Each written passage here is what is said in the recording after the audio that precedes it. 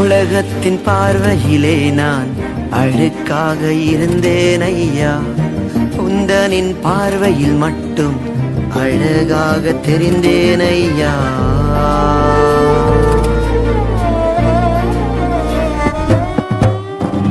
உலகத்தின் பார்வையிலே நான் அழுக்காக இருந்தேன் ஐயா, உந்தனின் பார்வையில் மட்டும் அழகாக தெரிந்தேன் ஐயா.